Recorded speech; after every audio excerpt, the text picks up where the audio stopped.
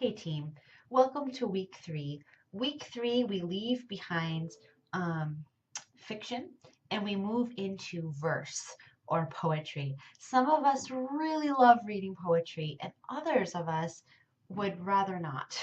Um, Poetry can be a challenge, to say the least, for so many of us, myself included. Poetry offers a lot for the soul to consider.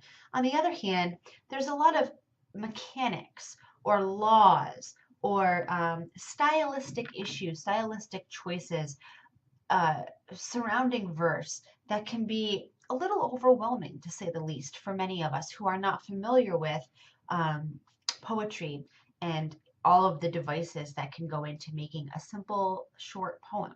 Right? It turns out that it's not so simple. So this week, we have an introduction to poetic verse, to poetry style. And I'm hoping that it won't seem very overwhelming, but it will seem enlightening and it will give you a better sense of understanding the function of poetry. So, this week in week three, you have some textbook passages to read that give you an overview of some moves that poets make when they write. And also, you have a large grouping of poems to read. I want you to go ahead and give them all a skim, and then feel free to hone in on 3 or 4 poems in particular that really stand out to you.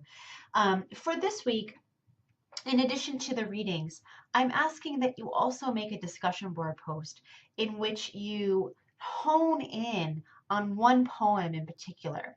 And when you do this, I'd like you to also note one of the key poetic functions that you see at work in this poem. What I'd like to see most in discussion board 3 is I'd like you to pull out passages from the poem that you've chosen and really get down to a close reading and analysis of that poem in relation to the poetic characteristic that you've chosen to interrogate. So I'm really going to be looking for you pulling out direct quotations and passages, excerpts from the poem to manifest the poetic device that you chose to work on this week. So keep that in mind as you compose your post. Here in week 3 as well, I'm going to be grading your week 2 essay. So keep your eye out for that. I will send out an email when I have finished grading all of the essays, and also keep in mind that I do grade the essays in the order in which I receive them. So if you turn in your essay early, then you should be getting feedback from me early on this week. And if you turned it in later, then you'll be getting your comments later, toward the end of the week, or maybe even into next week, perhaps, depending on how quickly I can get that out to you. Also, I was happy to see the scores on the week 2 quiz. So kudos to the very many of you who performed very well on that quiz. Here in week 3, your next quiz will open.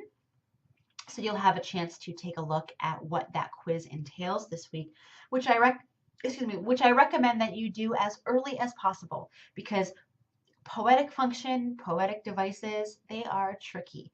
And there are many of them.